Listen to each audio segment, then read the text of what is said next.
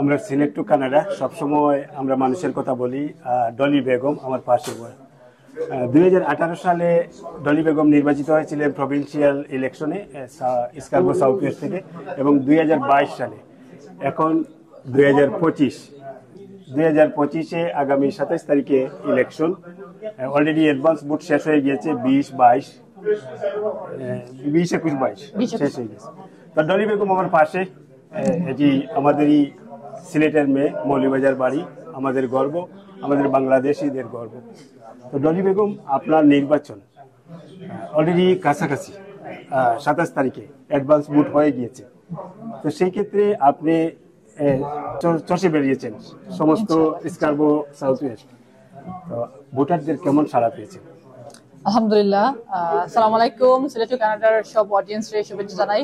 আমরা already advance vote হয়েছে গত 3 দিন, খুব সুন্দর ভাবে হয়েছে। অনেকে সারা দিচ্ছেন আর অনেকে ওয়েট করেন ইলেকশন ডের ভোট দিতা।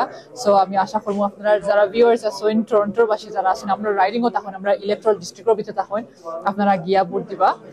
ভোট হলো 27 তারিখ বৃহস্পতিবার, থার্সডে। যদি মানে যে কোনো সময় দিতে পারবা আপনারা, সকাল 9টা থেকে রাত 9টা পর্যন্ত ইনশাল্লাহ যাইবা। আর সবাই আমরা দোয়া করবা। আমার পুরো টিমে অনেক কষ্ট করতা। এটা winter election, so winter election একটু ডিফিকাল্ট হয়। যদি আমরা রিচ আউট না করতে পারি অলরেডি, আপনারা নিজে রিচ আউট করবা আর সাহায্য করবা যতটুকু সম্ভব। Thank you so much.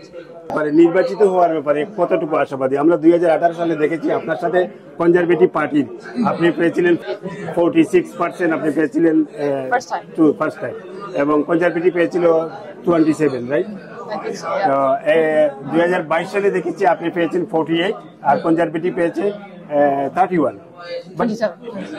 27 বা 31 এরকম। বাট এইবারে নির্বাচনে একটি চ্যালেঞ্জিং নির্বাচন আমরা জানি, যেহেতু উইন্টার 2বার স্ট্রং হয়েছে। তা আমরা আশাবাদী আপনার বিজয়ের। বাট আপনি একজন প্রার্থী হিসাবে, প্রত্যেক প্রার্থীর একটা কনফিডেন্স থাকে, আপনার কনফিডেন্স বিজয়ের ব্যাপারে কতটুকু কনফিডেন্স? ইনশাআল্লাহ আমাদের টিম মানে অনেক মেহনত করে। আমরা অবশ্যই আমরা কনফিডেন্ট যে আমরা সবার আশা করতাম আর সবাই মিলিয়ে সাপোর্ট করবা। বাট আমরা ওভার কনফিডেন্ট হইতে চাই না। আমরা চাই যে সবাই মিলিয়ে সাহায্য করতা আর ভোট দিতা, কারণ এবার উইন্টার সময় তো vote is very important. So আপনারা আগে যাইবা, আগামী 3 দিন যেতে পারবা। সো অ্যাডভান্স ভোটিং শেষ হয়ে গেছে, বাট আপনি মানডে টিউসডে ওয়েডনেসডে 3 দিন যেতে পারবা, গিয়ে রিটার্নিং অফিসে ভোট দিতে পারবা। আর থার্সডে লেগে ইলেকশন ডে। আমরা তো অলরেডি আশা করতাম যে আমরা অবশ্যই বিজয়ী হবো আবার, বাট আমরা কোনো জিনিস আমরা গ্রান্টেড নেই না। কোনো জিনিস আমরা মানে we don't want to make any assumption, we want to be working hard. আমরা জানি মেহনত করলে, পরিশ্রম করলে এটা রিওয়ার্ড মিলে। সো আশা করি আপনারা সবাই আইবা, সাহায্য করবা। 27 তারিখে আমরা সবাই মিলিয়ে গিয়ে ভোট দিবা, ইনশাল্লাহ বিজয়ী। থ্যাংক ইউ আপনারে।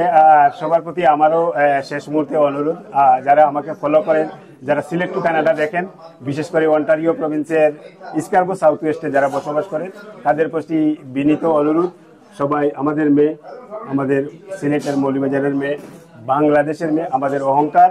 এবং কানাডিয়ান পার্লামেন্টে প্রথম বাংলাদেশি একজন পার্লামেন্টারিয়ান, সে প্রভিন্সিয়াল একজন মেম্বার অফ পার্লামেন্টারি। তো তাকে সবাই নির্বাচিত করবেন, তাকে 27 তারিখে গিয়ে ভোট দেবেন। আমরা সবাই 27 তারিখে ডোর টু ডোর গিয়ে আমরা আপনার নক করবো, এবং যারা আছেন সবাই ভলেন্টিয়ারে কাজ করবেন এই 2টা দিন। তো আপনাকে আবারও বেস্ট উইশেস। আমরা বিশ্বাস করি আপনি নির্বাচিত হবেন। Thank you.